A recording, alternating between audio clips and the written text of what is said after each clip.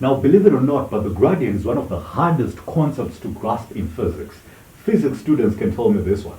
The gradient, the divergence, and the curl, diff, gradient, curl, no words about it. Those are some of the hardest concepts to grasp in physics and math, because this is math.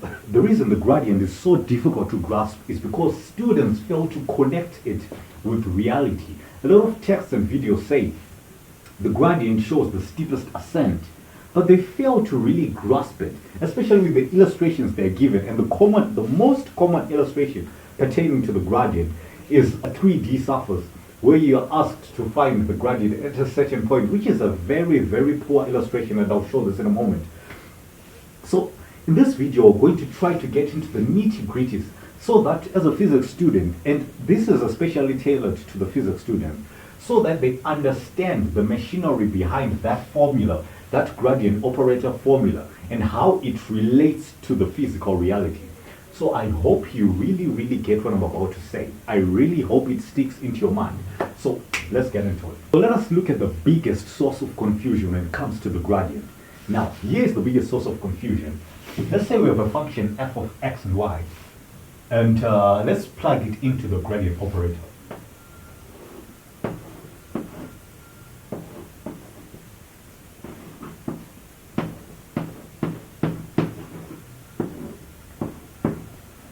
Using the gradient operator, what do we get? We get the partial derivative of f with respect to x. We do that.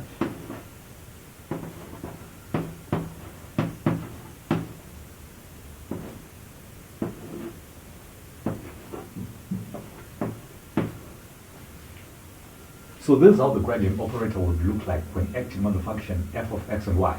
So let's say this is the function of x and y, and let's say it's equal to z. I do this on purpose. So where does the biggest confusion come from, which hinders a lot of physics students from really, really grasping the concept of the gradient? Now, here's where it comes from. They are given a three-dimensional illustration of space. Let's put it this way. Let's draw a surface there. Let's say this is a 3D surface. Looks like a hill. It might be a hill. And they will put the z coordinate axis. Look at this. We put the z coordinate axis over here. But I want you to pay close attention to this. And put the x-axis this side, and we put the y-axis this side. So let's say this is a surface. Now, the biggest problem that causes confusion to a lot of students, especially physics students, with mathematics students, I think they are fine. But with physics students, they get into trouble because they have to be able to visualize the physics behind the math almost all the time, unlike mathematicians. To mathematicians, this is more like an art. This is more like an art in a certain way, but I won't speak for mathematicians. I'll speak for physics students and physicists. Now, the biggest confusion comes from this. They are given a function, for example, f of x, y is equals to z. Like this could be z is equals to 2xy plus y, or whatever works for you. But let us say this function is associated with this 3D diagram. This could be a hill, a mountain, or whatever. Now, the biggest problem comes from this. You are given a certain point P.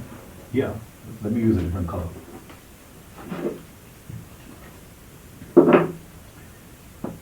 You are given a point P here on this point, and you are asked to find the gradient associated with this point P. And they suggest that the way of obtaining the gradient at the point P is by using the gradient operator in this fashion. I'll repeat. By they, I mean a lot of texts and videos, suggest that the way to find the gradient at the point P, like on this hill, on this point, on the surface of, let's call this a hill. On the surface of this hill, They say the way of finding the gradient of this surface on the point P is by, and again, we're assuming that f of x and y is represented by this hill. Now, they then go on and say f of x and y is equal to the partial derivative of this with respect to x. And now this is a unit vector. So this is a vector. Plus the partial derivative of x and y with respect to y. Now, I know a lot of texts say this is the way of obtaining the gradient at P, but I'm going to tell you today, if you really want to understand the concept of the gradient, please do away completely with this idea. The gradient at the point P is not obtained by using this method. If you are a physics student, please do away with this idea. The gradient at the point P, I'll repeat, is not obtained by using the gradient operator on the function f of x and y. No, the gradient at the point P and these are two different things. So why do I say this? Why do I say the gradient at the point P on this surface of the hill is not given by this formula? Why do I say that? I say that because the answer you're going to get here, let's say this was f of x is equals to 2xy plus 5y. The answer you're going to get when you do your computations isn't associated with three-dimensional space. The answer you're going to get is associated with two-dimensional space. That is, it's associated with the x and y plane. It's not associated with the three-dimensional space. The answer you're going to get is associated with the plane. That is the two-dimensional space, not the three-dimensional space. Now, by space, I'm referring to Euclidean space. It's associated with this two-dimensional space over here. I'm calling the xy plane. Now, so for the gradient P, your gradient will be on this plane, not on this surface, on this plane. So the gradient in this case could be, let's take an estimate. It could be in this direction, and it could be in this way. So these could be the gradient. So what we have? We have this. Let's extend the plane. Let's say we extend the plane.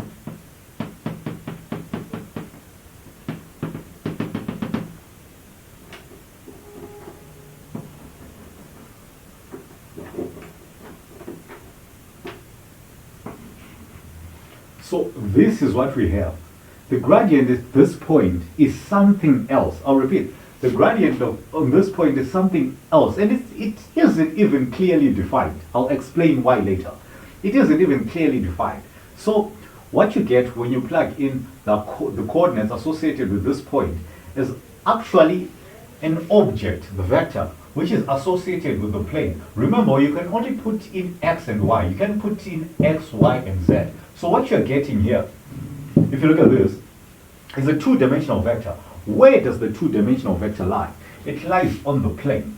So the gradient, this thing, what you get after doing your math, isn't associated with this point, but is associated with this point P on the plane, on the xy plane. It's not associated with the P in the xyz coordinate system or in three-dimensional space.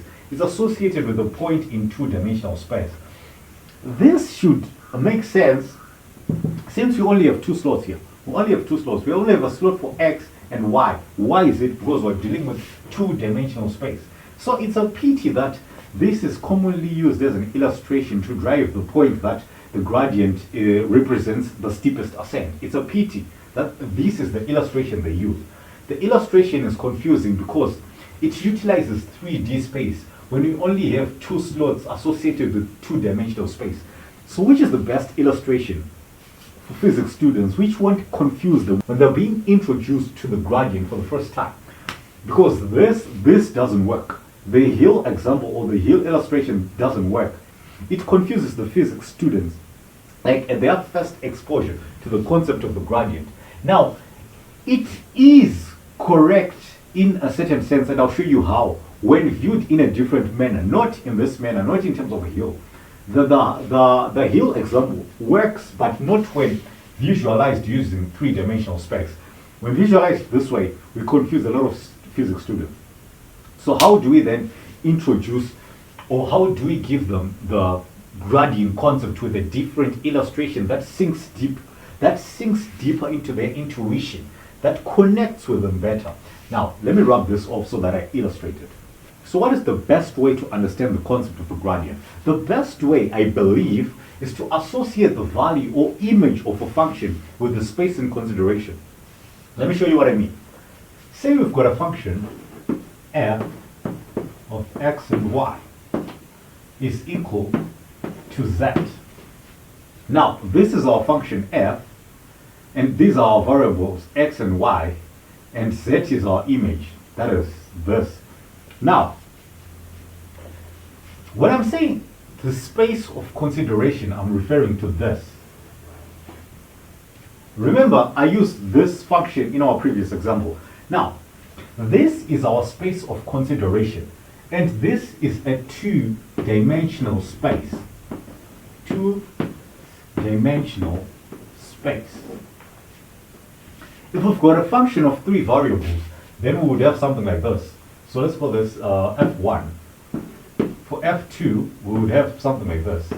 F of x, y, and z, which is equal to, say, T for temperature. Yeah, T for temperature. Now, this could also be true, T for temperature. we're going to put T for temperature against there. It's fine. Now, this is three-dimensional space.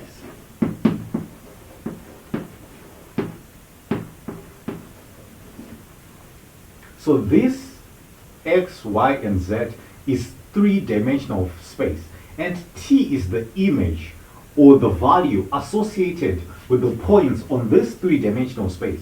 And if we go to this case now, z is the image or value associated with this two-dimensional space. So in this case, when you are then asked, in this particular case, let's work with the first case. Let's say this is case number 1, this is case number 2. Now, in this case, if you are then asked to find the gradient of this function, and that would be, that would be the gradient of f1 of x and y, and in this case we would have the gradient of f2 of x, y, and z. So how would you visualize the gradient in this case?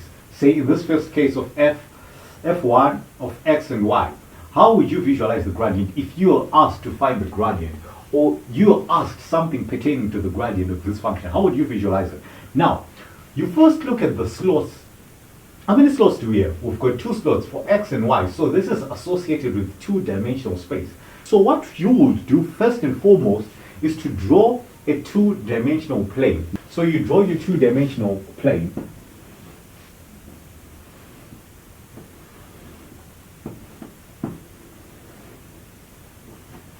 So this would be your two-dimensional plane. So if they had asked you to find the gradient associated with the point, say 3, 2, let's say 3, 2 is somewhere here. The gradient, what you would then get, now I'm not writing this in full in terms of partial derivatives and all, well, I assume you all know that. What you would get when you take the gradient is a two-dimensional vector. Now, two-dimensional vector and two-dimensional space, that makes sense. So you get something like, let's say for example, you get something like this. Now, this is the y-axis, this is the x-axis. So instead of visualizing a hill, what you would then visualize is this. imagine this. Now I put T here, but I mentioned that we can put T again here. So imagine this is a plate. Say it could be a certain copper sheet, right? And let's say this sheet has been heated somehow. Maybe we put a lighter here and we lit it up.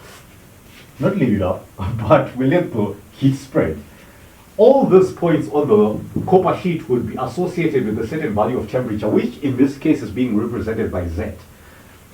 This gradient, what we're calling the gradient vector, what this vector would be representing, if this were a copper sheet, and every point on this copper sheet was associated with a certain temperature, which we are representing by Z, like I mentioned, what's the gradient? Let's call it, all right, it's this. It's literally this. What this would be representing is the difference in temperature between two adjacent points. Now, from this point, there are a lot of adjacent points. Maybe we can say they form a circle.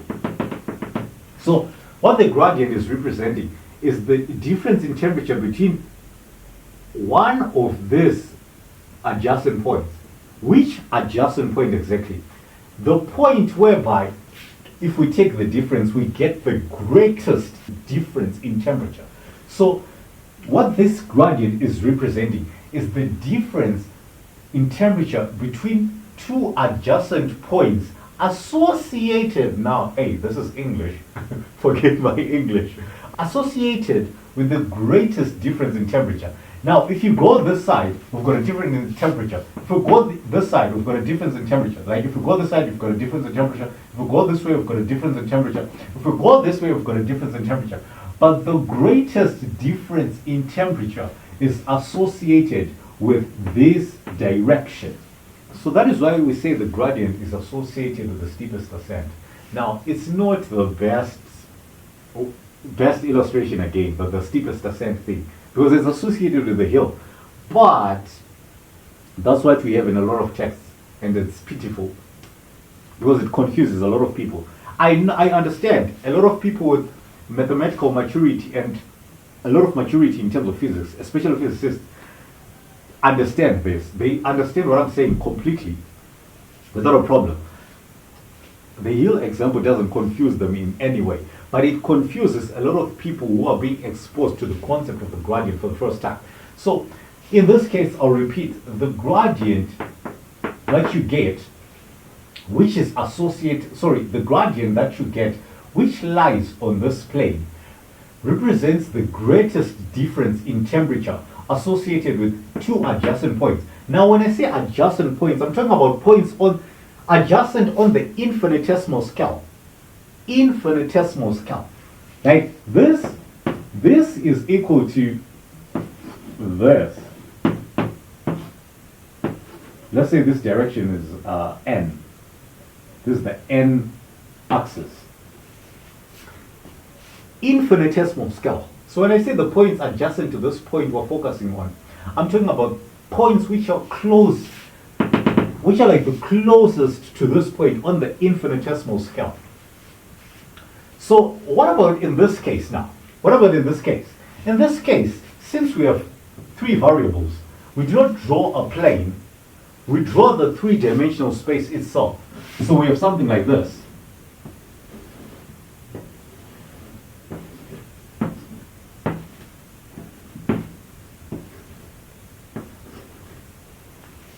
We have something like this. So if we were asked to find the gradient associated with this function, like we did in the case above, which is this, what is happening? Remember that we've got three-dimensional space. So say they give us the point. The point lies in three-dimensional space, which is why I wanted us to do away with the hill example of pointing to a point in three-dimensional space and then associating it with a two-dimensional vector. It's confusing. Like I say, a lot of physicists may be able to get around that because they've got a lot of mathematical maturity. So they may be able to get around that. But for people being exposed to this concept for the first time, they get confused. So in this case, say we've got a point in our three-dimensional space. Now, the vector associated with this point could be, say, pointing in this direction. We'll let it point in this direction. so that we create a difference.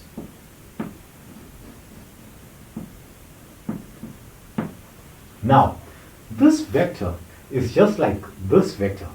The only difference is that this is a three-dimensional vector now, whilst this was a two-dimensional vector. This gradient is associated with two components.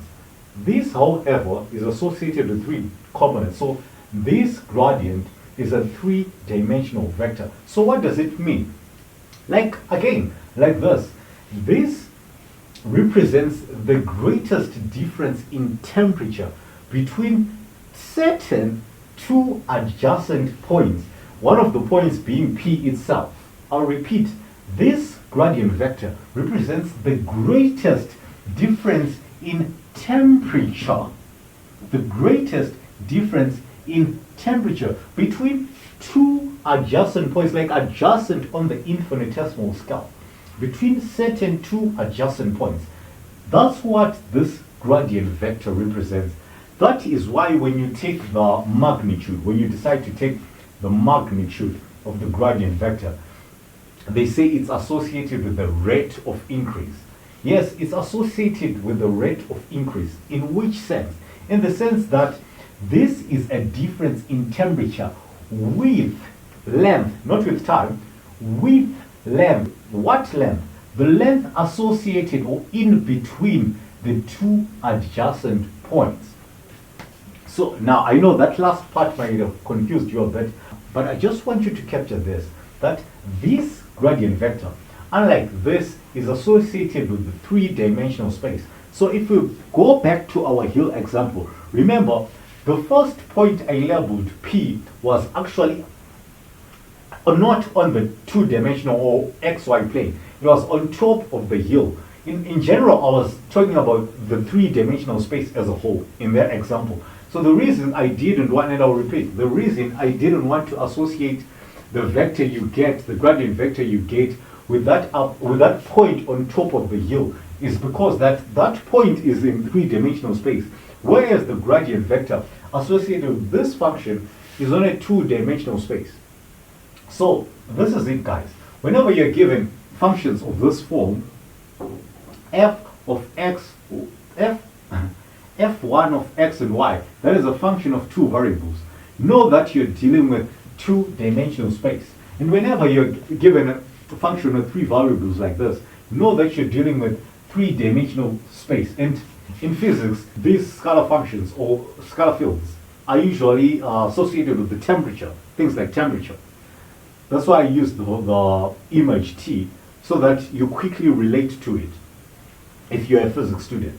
Now, I believe if you're a mathematics student, this won't trouble you at all, because you won't, unlike physics students, you won't have to visualize stuff this far. Like you don't have to get really far visualizing. But it's still helpful again, very, very helpful again, if you're a mathematics student.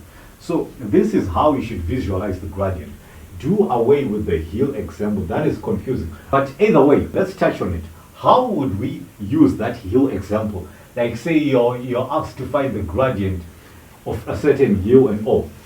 Yes, you model it with this function. You've got your x and y associated with two-dimensional space, and that is the base of the hill. And then you've got your z associated with the height. What you then do is associate the height with points on two-dimensional space. Instead of drawing a three-dimensional object, instead of drawing the hill itself in three-dimensional space, you just draw the base, the plane, or whatever, the surface parallel to the base. You draw that and you associate the values of the height of the hill with each point on the plane, such that when you take the gradient, which comes out as a two-dimensional vector, you won't get into trouble asking yourself, what on earth is this? This has two components, whilst I'm dealing with a three-dimensional object. What is happening? You quickly relate to it better. So this is it, guys. This, I believe, in my own opinion, is the best way to visualize the gradient, especially if you're a physics student. Now, I know a lot of curious physics students always have this question of, where did this come from? Like, say we've got our gradient operating on this function, They're like, where did this come from? Now I'm talking about the curious students. I'm not talking about every student here. But like, where on earth did this come from? Okay.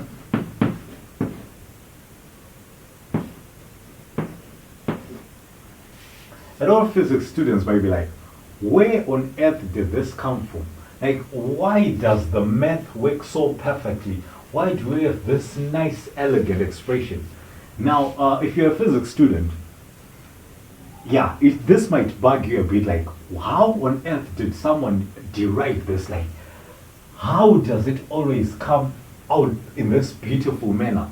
So the secret to understanding why this looks the way it looks, why it looks so perfect, why it looks like there must be some kind of catch to it. Like, it can't be all this perfect. Where did this come from? Why does it work in reality like this and all? The secret to understanding all of this lies in viewing this not as this, contrary to how a lot of texts introduce you to the concept of the gradient. The secret to understanding the gradient better, not just where this came from, but the gradient better again, lies in viewing this not as this, but as this. And in viewing this part, the magnitude part, as